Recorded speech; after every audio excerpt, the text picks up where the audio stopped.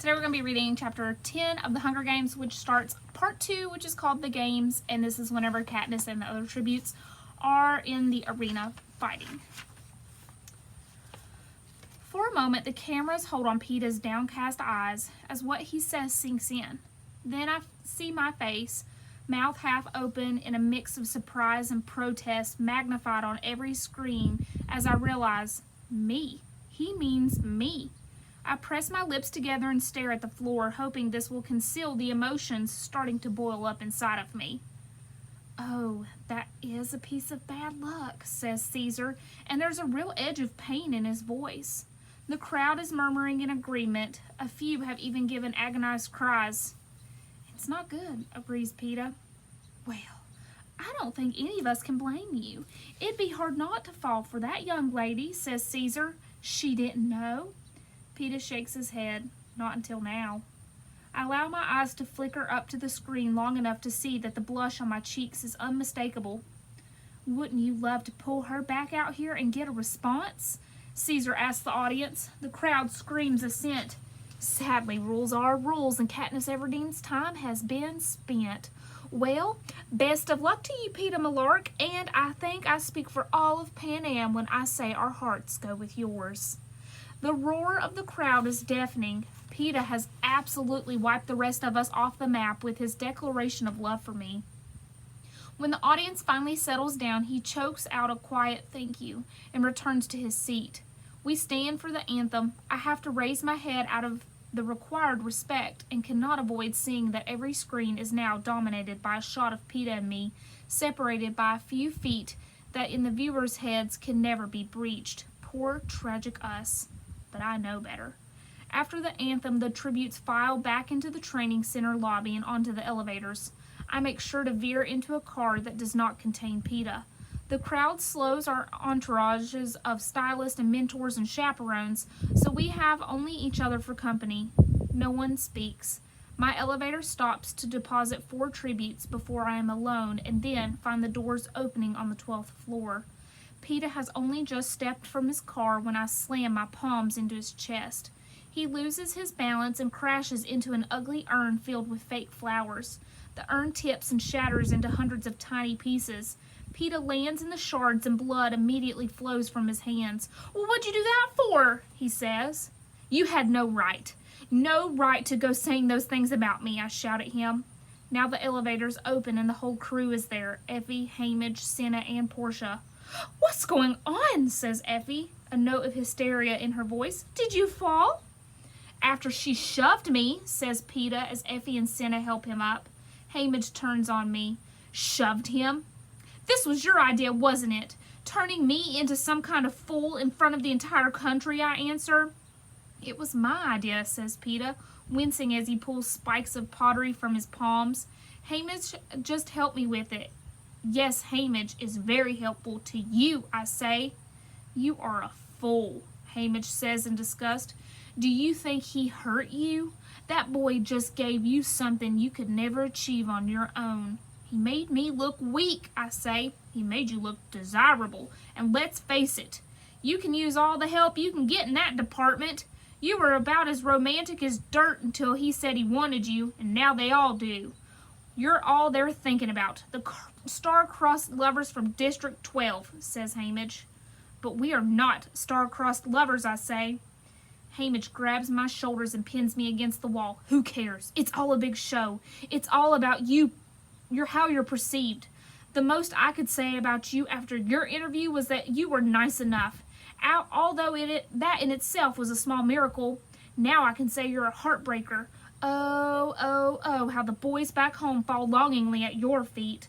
Which do you think will get you more sponsors?" The smell of wine on his breath makes me sick. I shove his hands off my shoulders and step away, trying to clear my head.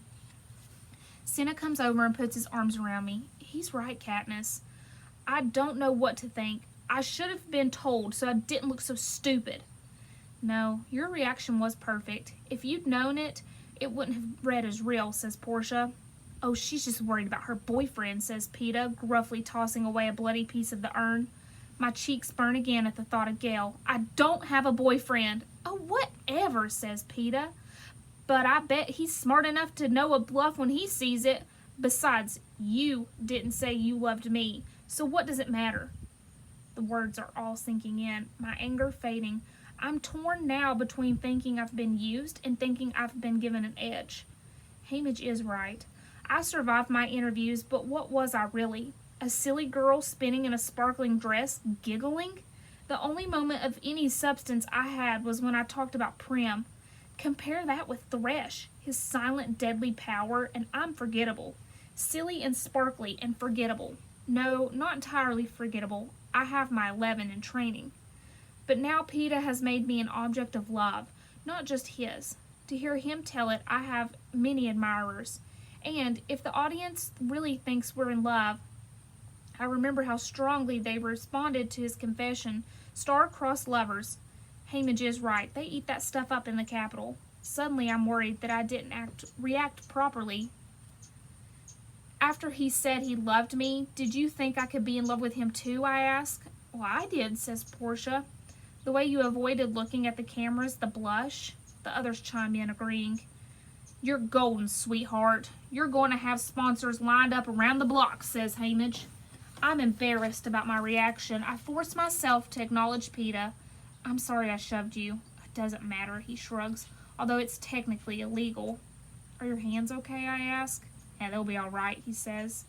In the silence that follows, delicious smells of our dinner waft in from the dining room. Come on, let's eat, says Hamish. We all follow him to the table and take our places.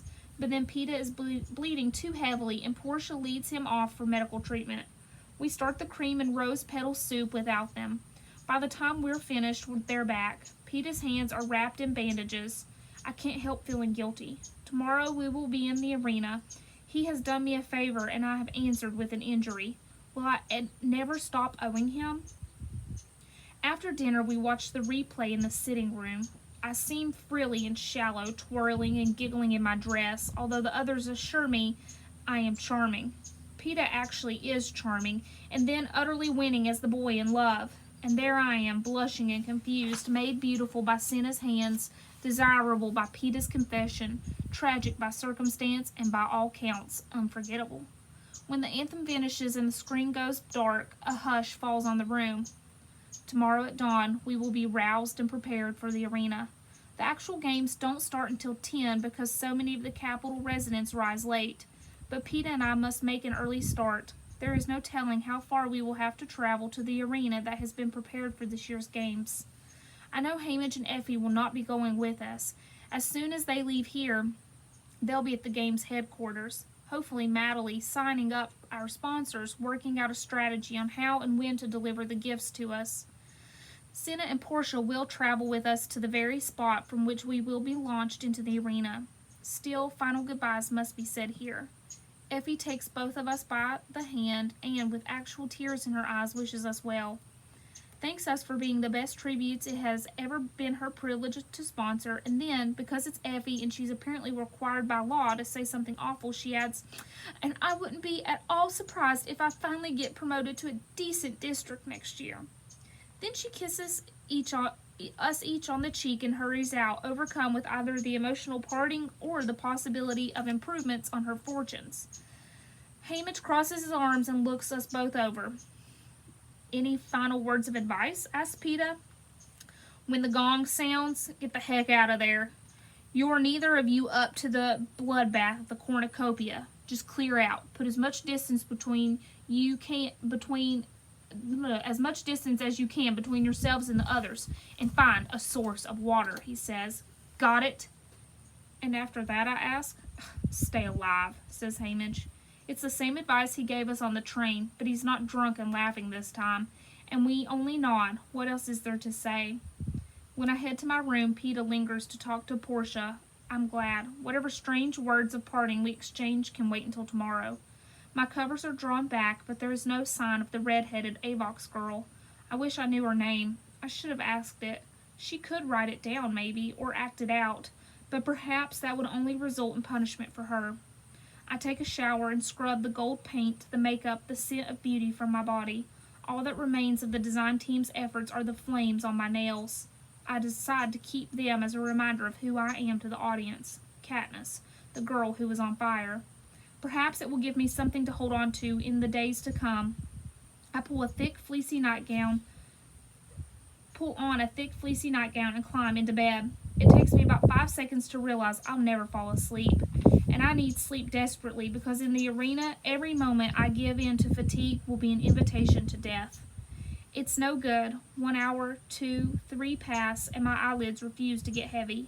I can't stop trying to imagine exactly what terrain I'll be thrown into. Desert, swamp, a frigid wasteland. Above all, I am hoping for trees, which may afford me some means of concealment and food and shelter. Often there are trees because barren landscapes are dull and the games resolve too quickly without them. But what will the climate be like? What traps have the game makers hidden to liven up the slower moments? And then there are my fellow tributes. The more anxious I am to find sleep, the more it eludes me. Finally, I am too restless to even stay in bed. I pace the floor, heart beating too fast, breathing too slow. My room feels like a prison cell. If I don't get air soon, I'm going to start to throw things again. I run down the hall to the door to the roof. It's not only unlocked, but ajar. Perhaps someone forgot to close it, but it doesn't matter. The energy field in closing the roof prevents any desperate form of escape. And I'm not looking to escape, only to fill my lungs with air. I want to see the sky and the moon on the last night that no one will be hunting me. The roof is not lit at night, but as soon as my bare feet reach its tiled surface, I see his silhouette, black against the lights that shine endlessly in the Capitol. There's quite a commotion going on down in the streets, music and singing and car horns, none of which I could hear through the thick glass window panels in my room. I could slip away now without him noticing me. He wouldn't hear me over the din, but the night's air's so sweet. I can't bear returning to that stuffy cage of a room. And what difference does it make, whether we speak or not? My feet move soundlessly across the tiles. I'm only a yard behind him when I say, "You should be getting some sleep." He starts but doesn't turn. I can see him give his head a slight shake. I didn't want to miss the party. It's for us after all. I come up beside him and lean over the edge of the rail. The wide streets are full of dancing people. I squint to make out their tiny figures in more detail. Are they in costumes? Who could tell? PETA answers. With all the crazy clothes they wear here, couldn't sleep either. I couldn't turn off my mind. I say, "Thinking about your family?" he asks. No, I admit it a bit guiltingly. All I can do is wonder about tomorrow, which is pointless, of course. In the light from below, I can see his face now, the awkward way he holds his bandaged hands. "I really am sorry about your hands." "Oh, it doesn't matter, Katniss," he says. "I've never been a contender in the games anyway." "That's no way to be thinking," I say. "Well, why not? It's true. My best hope is to not disgrace myself," and he hesitates. "And what?" I say. "I don't know how to say it exactly, only I want to die as myself." "Does that make any sense?" he asks.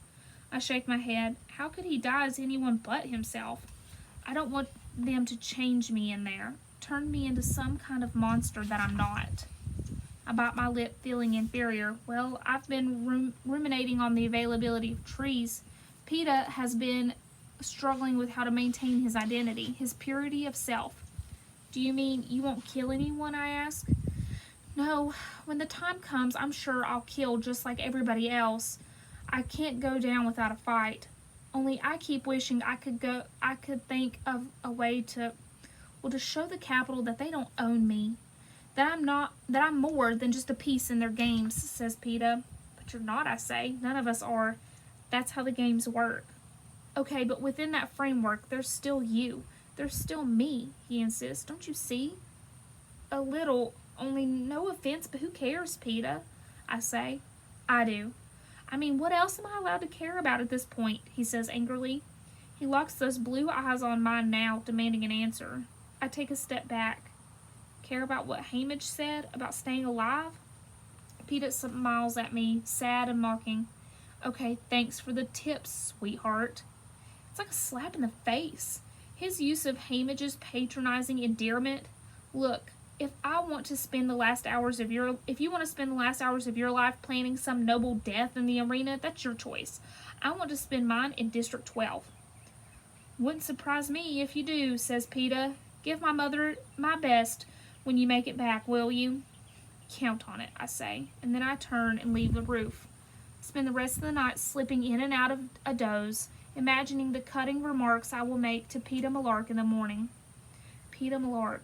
We will see how high and mighty he is when he's faced with life and death. He'll probably turn into one of those raging beast tributes, the kind who tries to eat someone's heart after they've killed them. There was a guy like that a few years ago from District 12 called Titus. He went completely savage, and the game makers had to have him stunned with electric guns to collect the bodies of the players he'd killed before he ate them. There are no rules in the arena, but cannibalism doesn't play well with the Capitol audience, so they try to head it off. There was some speculation that the avalanche that finally took Titus out was specifically engineered to ensure the victor was not a lunatic. I don't see PETA in the morning. Senna comes to me before dawn, gives me a simple shift to wear, and guides me to the roof. My final dressing and preparations will be done in the catacombs under the arena itself. A hovercraft appears out of thin air, just like the one did in the woods that day when I saw the red-headed Avox girl captured, and a ladder drops down. I place my hands and feet on the lower rungs, and instantly it's as if I'm frozen. Some sort of current glues me to the ladder while I'm lifted safely inside. I expect the ladder to release me then, but I'm still stuck when a woman in a white coat approaches me carrying a syringe. This is your tracker, Katniss. The stiller you are, the more efficiently I can place it, she says. Still, I'm a statue, but that doesn't prevent me from feeling the sharp stab of pain as the needle inserts the metal tracking device deep under the skin on my inside of my forearm.